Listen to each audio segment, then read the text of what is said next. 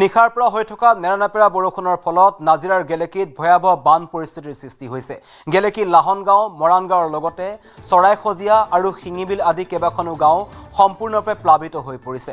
অঞ্চলটোৰ দৈখনা নৈৰ এটা নৱনিৰ্মিত মথাউৰি ভাঙি যোৱাৰ ফলতেই নৈ কাষৰীয়া বহু লোকৰ ঘৰৰ ভিতৰত পানী সোমাইছে। বানৰ বাবে বৃহত্তৰ অঞ্চলটোৰ যাতায়াত ব্যৱস্থা সম্পূৰ্ণৰূপে ব্যাহত হৈ পৰাৰ লগতে আবদ্ধ হৈ পৰা শতাধিক বানাক্ৰান্ত ৰাইজৰ মাজত হাহাকাৰ অৱস্থাৰ সৃষ্টি হৈছে। ক্ষতিগ্ৰস্ত ৰাইজে জৰুৰীভাৱে প্ৰশাসনৰ ফালৰ পৰা উদ্ধাৰকাৰী দল আৰু সাহায্য সামগ্ৰী যোগান ধৰিবলৈ কাতৰ আহ্বান জনাইছে।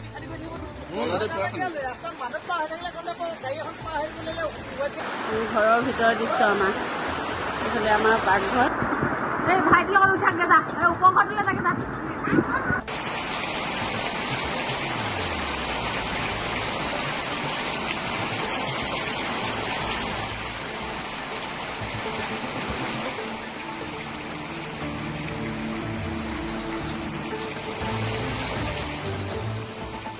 আমি নবুল গুৰুৰ সৈতে ফোন লাইনত সংযুক্ত হৈছোঁ। নবুল, এক ভয়ংকৰ বান পৰিস্থিতি এই সমগ্ৰ অঞ্চলটোত, নাজিৰাৰ গেলেকী অঞ্চলটোত। আপোনাৰ ওচৰত অধিক কি তথ্য আছে?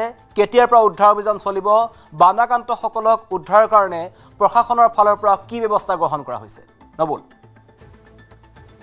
হয়, যোৱা নিশাৰ পৰা যি বৰষুণ হৈছে, সেই বৰষুণৰ ফলত নাজিৰা গেলেকীৰ বিভিন্ন অঞ্চলত বান পৰিস্থিতি ভয়ানক হৈ উঠিছে।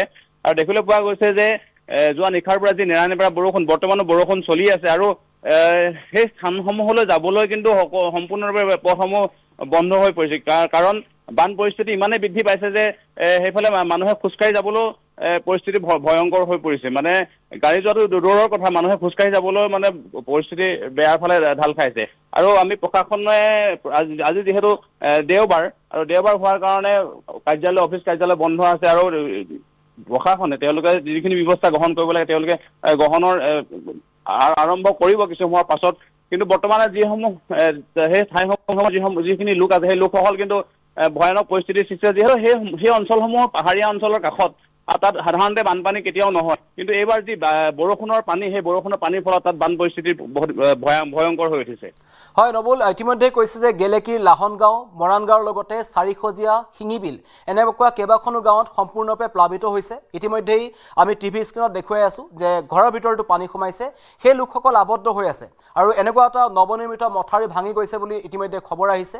আৰু এই দৈখনা যিখন নৈ আছে, সেই নৈখনৰ পানী ফেনে ফুটুকাৰে বাঢ়ি উঠিছে। এতিয়া প্ৰশাসনৰ লোক যদি আজি নাযায়, ইতিমধ্যে আপুনি কৈছে নেৰানেপেৰা বৰষুণ অব্যাহত আছে, তেন্তে পৰিস্থিতি অধিক ভয়ংকৰ হোৱাৰ আশংকা আছে। নবুল। হয়, আচলতে বৰষুণ এই পৰ্যন্ত বৰষুণ হৈ আছে, নেৰানেপেৰা বৰষুণ, আৰু বৰষুণৰ ফলত সেই অঞ্চলসমূহ প্লাবিত হৈছে। ন অঞ্চললৈ পানী বিয়পি পৰিছে। যিসমূহ স্থানত আজিলৈকে বানপানী সেই লোকসকলে দেখা নাই, সেই স্থানসমূহত বানপানীৰ সৃষ্টি হৈছে। বৰষুণৰ পানী কৃত্ৰিম বানৰ সৃষ্টি হৈছে বৰষুণৰ পানীয়ে। আৰু সেই অঞ্চলসমূহৰ লোকসকলে আগতে এই অভিজ্ঞতা পোৱা নাই, বান পৰিস্থিতি হ'লে কি হয়, কেনেকুৱা হয়, সেই অভিজ্ঞতা তেওঁলোকৰ নাই। কিন্তু তেওঁলোকে এইবাৰ প্ৰথম তেওঁলোকৰ ঘৰৰ ভিতৰত পানী সোমোৱা দেখিছে।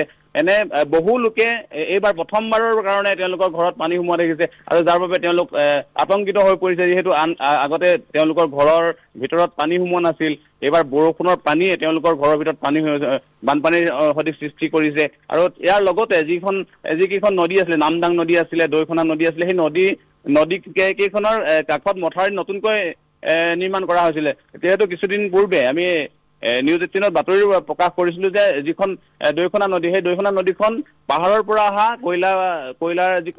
মুক্ত কয়লা খননৰ ফলত যি নদীখনৰ যি গভীৰতা ম্লান পাইছিলে, বাম হৈ গৈছিলে। আৰু তাৰ পাছত সেই নদীখন বৰ্তমানৰ যিজন কেবিনেট মন্ত্ৰী, সেই সময়ত তেওঁ বান নিয়ন্ত্ৰণ মন্ত্ৰী আছিলে যিহেতু, আৰু সেই মন্ত্ৰীজনৰ দায়িত্ব থকা সময়তে সেই নদীখন খনন কাৰ্য চলাইছিলে। তাত জেচিবি আৰু এক্সকেভেটৰ লগাই সেই নদীখন খনন কৰা হৈছিল। কিন্তু তাৰ পাছত এই নদীখনৰ কাষত যিকেইটা মথাউৰি নিৰ্মাণ কৰা হৈছিল, মথাউৰিকেইটা কিন্তু বহুকেইটা ঠাইত বানৰ ফলত ভাগি পৰিছে, আৰু যাৰ বাবে বানপানী অধিক বৃদ্ধি পাইছে।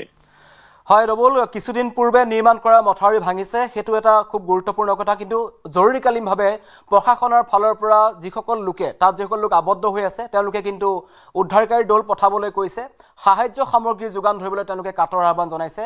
আপোনালোকে যদি কিবা কাৰণত প্ৰশাসনৰ সৈতে যোগাযোগ কৰিছে তেন্তে প্ৰশাসনৰ ফালৰ পৰা কি জনোৱা হৈছে যে আজিৰ ভিতৰতেই উদ্ধাৰ অভিযান চলোৱা হ'ব বা তাত আবদ্ধ হৈ থকা লোকসকলক যিবোৰ পৰ্যাপ্ত সা সামগ্ৰী লাগে, পানী, খাদ্য সামগ্ৰী, সেইবোৰ যোগান ধৰা হ'ব নে নহয়, তেনেকুৱা কিবা তথ্য আপোনাৰ ওচৰত আছে নেকি?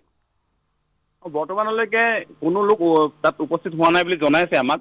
যিহেতু আজি দেওবাৰ আৰু দুৰ্যোগ ব্যৱস্থাপনা বিভাগৰ লোকৰ লগত আমি যোগাযোগ কৰিছিলোঁ। তেওঁলোকে যিহেতু দিখৌ নদীৰ পানীও বৃদ্ধি পাইছে আৰু দিখৌ নদীৰ যি নাজিৰাত দিখৌ নদীৰ এটা স্থানত গৰাখহনীয়া বৃদ্ধি পাইছে, বৰষুণ যিহেতু দি আছে, বৰষুণ আৰু এইফালে নদীৰ পানী বৃদ্ধি পাইছে, গৰাখহনীয়া হৈছে আৰু এই মুঠতে নাজিৰা সমষ্টিটোত মুঠতে এক সাংঘাতিক পৰিস্থিতিৰ সৃষ্টি হৈছে এই বৰষুণৰ ফলত। আৰু পৰৱৰ্তী সময়ত আমি নিউজ 18 দৰ্শকসকলক জনাই যাম যে এই নাজিৰা মহকুমা প্ৰশাসনে, নাজিৰা সমজিলা প্ৰশাসনে আচলতে কেনেদৰে এই পৰিস্থিতিৰ সৈতে মোকাবিলা কৰে, তেওঁলোকে কেনেধৰণৰ সহায় সহযোগিতা আগবঢ়ায় এই সাধাৰণ জনতাক।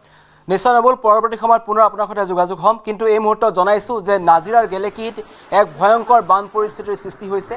নিশাৰ পৰা হৈ থকা নেৰানেপেৰা বৰষুণৰ ফলত কেইবাখনো গাঁও বানত প্লাবিত হৈছে। ইতিমধ্যে আমাৰ যি স্থানীয় সংবাদদাতা আছে তেওঁ জনাইছে যে এই দৈখনা নৈৰ পৰা এটা যি নৱনিৰ্মিত মথাউৰি আছিল, সেই মথাউৰিটো ভঙাৰ ফলতেই কাষৰীয়াও কেইবাখনো গাঁৱৰ বা মানুহৰ ঘৰৰ ভিতৰত পানী সোমাইছে, বহু লোক আবদ্ধ হৈ আছে। কিন্তু অতি পৰিতাপৰ কথা যে আজি দেওবাৰ বুলি কৈ জিলা প্ৰশাসনৰ ফালৰ পৰা বা দুৰ্যোগ প্ৰশমন বিভাগৰ ফালৰ পৰা এতিয়ালৈকে কিন্তু সেই অঞ্চলটোত কোনো ধৰণৰ উদ্ধাৰ অভিযান চলোৱা হোৱা নাই আৰু শতাধিক বানাক্ৰান্ত ৰাইজে হাহাকাৰ কৰিছে। তেওঁলোকে জৰুৰীভাৱে প্ৰশাসনৰ ফালৰ পৰা উদ্ধাৰকাৰী দল সেই অঞ্চললৈ পঠাবলৈ তেওঁলোকে আহ্বান জনাইছে, লগতে সাহায্য সামগ্ৰী যোগান ধৰিবলৈ কাটৰ আহ্বান জনাইছে।